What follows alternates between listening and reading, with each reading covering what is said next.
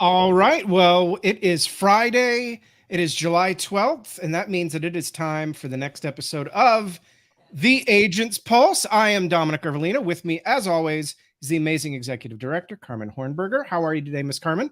I'm doing so good. I love it when you call me executive director because I worked my butt off for that promotion, all in You all did. in 9 hours.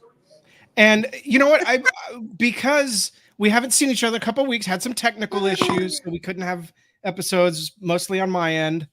But I want to congratulate you because in the month of May, Carmen June, Hornberger, I'm sorry, the month of June, yeah, Carmen we're in Hornberger July. wrote over $50,000 in premium. If I had sound effects, I would get Yeah, some claps and cheers going yeah. on for you. Can you just talk for? We're going to get into our topic, but can you just I talk was for a going minute to say, yeah. I don't about? want to. I don't want this all to be about me. For this I house know, I call. know, but tell us a little bit about June and what happened. How did you write $50,000 in premium? Well, if you don't know me, then you would know this, right? I generally kick things off in the summertime. Like the summertime is like my second half. You know what I'm Right. saying? Sure. Second half of football, second half. So that's that's the time in which there's no more lacrosse, right? There's no more sports. Right. That means that I'm off duty of my second job of being a parent, right? Right. Right. So yeah, that's when I tend to get the most work done is late May, June, July, August. School starts back around, late. Was that late August? And then, it's not like I don't work, but I don't have as much time. Right. So Right. that's one thing to do with the spike up in my numbers. But the other thing is that I've pivoted a little bit, right? Because I'm trying to go after that $250,000 ring, Right. right? Right. So in order to do that, agents, think that it can't be done, especially this, like this far into the year, but it can if you pivot your business in a more lucrative direction. So, Mm. not to take up a lot of time, but that You're fine. um, I went to Dallas recently. Mhm. Me and Raza did, and we did some advanced sales training. So at that advanced sales training was when I got training on the IUL on steroids product, is what I like to call it. So I'm about to shift and I'm about to go to a 5 year. I'm about to start selling and or offering a 5 year retirement program, just like the Oh, that's very cool. but in 5 years. Right. Yeah, That's awesome. And we're gonna have to do a whole episode on that soon. yes. Um, How to retire we in 5 years Yes, how to with the retire in bank. 5 years. With the bank. Yeah, because it sounds gimmicky and it sounds like it's wait, Yeah, how like would you? yeah. But it's real. It's a real thing. Heck yeah. And there's Yeah. also ways to get out of debt in 5 years using a very similar process. So we'll Mm-hmm. touch on both of those. We'll have a future episode where we touch on both those topics because they intersect so well. And So, then one other thing before we get to today's topic, you will be yeah. in Canada next week, so there will be no episode next week. There will be no episode next week. It is Experior Financial Group's annual convention, and I Yeah, cannot wait. I'm going to be another panelist this year. that's amazing. That's Mm-hmm. amazing. And I say it all the time, and it sounds like I'm just you know being silly or whatever, but I am really, really grateful that I get to do a podcast with you because I truly do admire your success, Oh, you're and so seek to sweet. emulate it. It is really true. You're so Um, sweet. okay, so let's get So to our much. topic today. Cool. Stock. I can't even talk. Stop talking script and start talking benefits. Carmen, what does that Mm. mean? Stop talking about where is a script and start talking about benefits. That's good. The reason why that's so good is because the majority of the agents that I talk to, besides you, Hmm, right, hmm, are all talking about Carmen. What's the script? What's the script for the IUL? What's the script for the infinite banking product, right? What's the script for this and what's the script for that? I hear that so much that it drove us to create this podcast, because I just want to let agents know that a script is only going to work if it's designed for that one scenario in that script for that particular client. But Right. how often is that really the case? Right? How often is one cookie cutter product, let's just take final expense. How beneficial is final expense to every single client that you talk to every day? And for the clients that I target, Mhm. maybe 20% of them. Exactly. Maybe. So, and term, as well, Right. right? Sure. 57% of the population already has mortgage protection. Right. So it's like, so what I mean by that is, if you just know the ins and outs of a product, Mm. final expense, whether it's final expense, term, IULs, annuities, if you know the ins and outs of it, meaning if you know the benefits of it and how it can fit in pretty much every client scenario based upon, the obstacles that they're facing right now, right? Because we see people based upon problems, Right. right? So if you just knew the benefits of a product based upon that client's problem, then it's going to be, number one, a more effective meeting, and you may possibly close more sales. Right. Well, I was speaking with an agent last week, Mm-hmm. and he said, when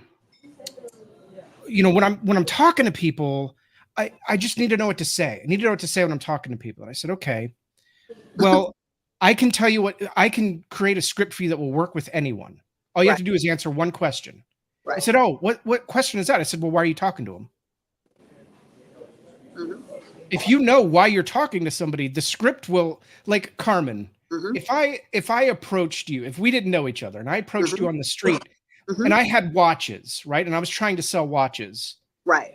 Would I need much of a script to sell you a watch, or would I just walk up to you and start talking to you about the watches that I had that I wanted you to buy?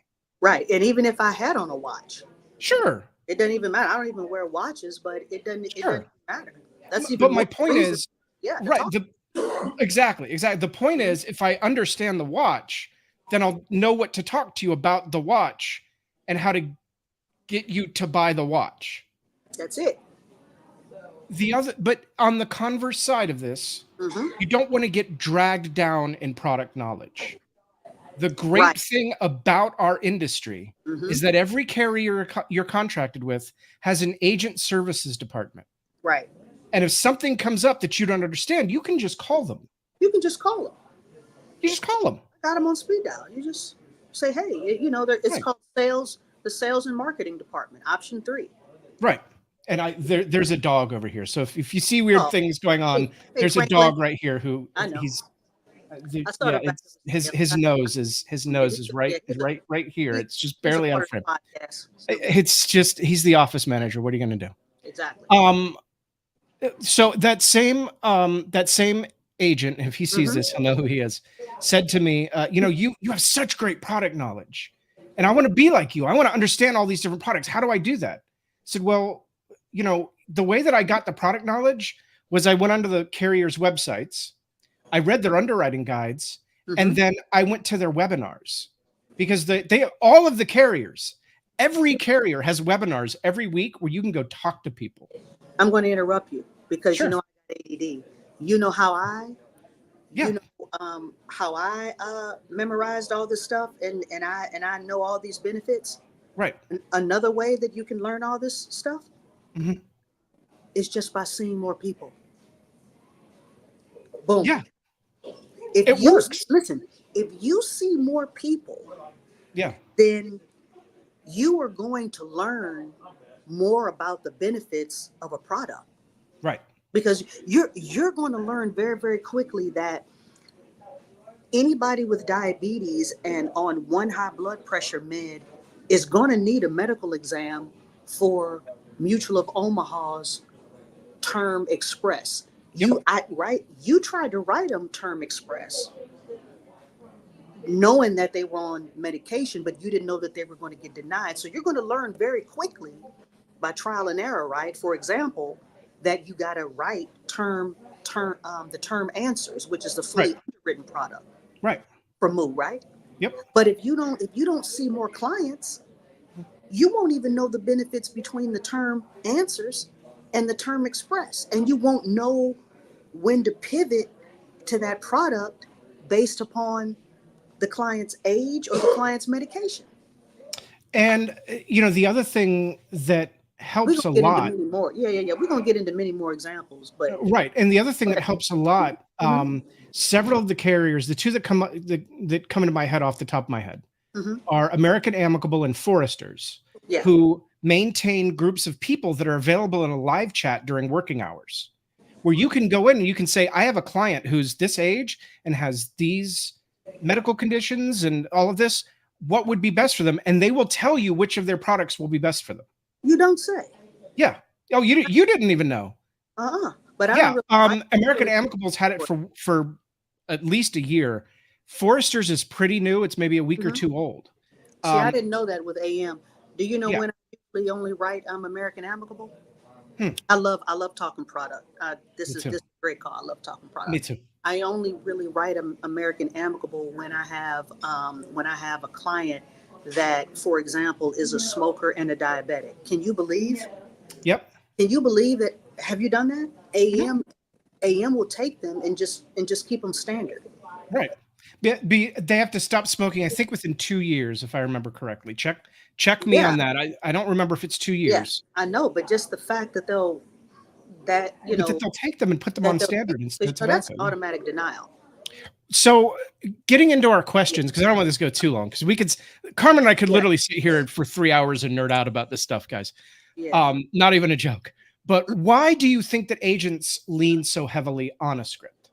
Because they're not familiar with the product, and they choose not to really they choose not to learn it for whatever reason, either just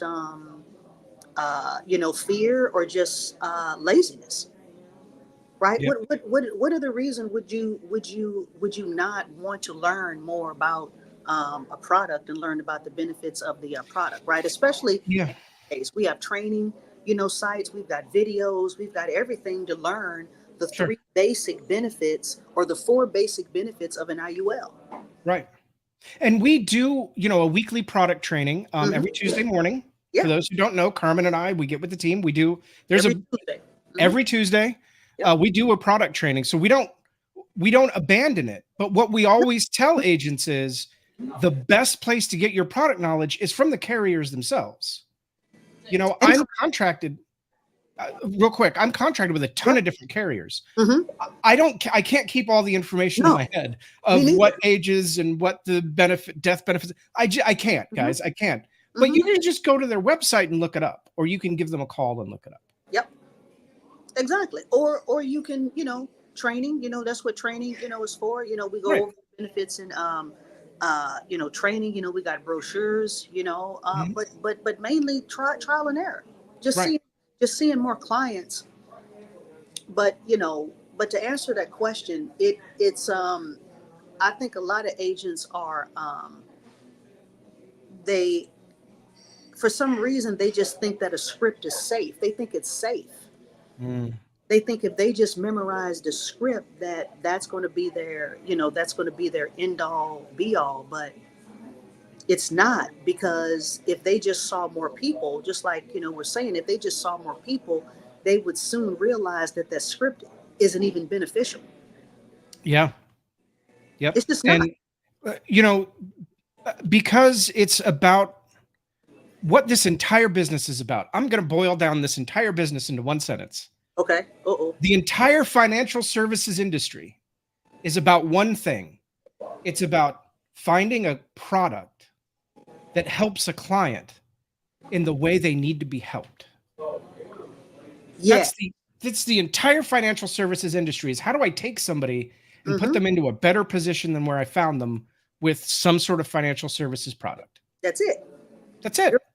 You're right. How do I leave a person in a better situation after they meet me than what they were in before? Financially. And if you genuinely are doing that, if you this isn't talk, like if you're genuinely putting people in a better position than you found them, they will bring you more business. They will beat down your door to bring you their friends and their family. Yeah, they should. Right. All right. Well, that's about it. We went through all the points on the outline over here. Is there anything else you want to add before we get out of here? No. Did you you didn't have any more we didn't have any more questions that we wanted to address? That was all of them. We wrote them all out. We went through all of them. Yeah. Really? Yeah. Isn't that something? Yeah. You know, we're getting, we're just getting better and better. Yeah. I just what did I want to say? Seeing you do know that seeing more people is like our medicine. Right. For the insurance agents of the world, seeing more prospects is our medicine. Our medicine for a better bank account. Our medicine for more prospecting. And our medicine for building a better and a bigger agency. Yeah. Just seeing more people. Yep. That'll cure a lot. I had an agent a couple of weeks ago who got mad at me. He got mad at me when I told him this. He said, "Well, what's the best way to get started in this business?" And I said, "Talk to everybody you can, anytime you can, anywhere you can." He said, "Well, how am I supposed to do that?" And I said, No, you're overthinking it. When you're out at the grocery store, when you take the kids to school, anywhere that you can, you don't need to bother. I'm not saying to bother them. I'm not saying to pester them and exactly. but introduce them and tell them what you do. I handle insurance and retirement.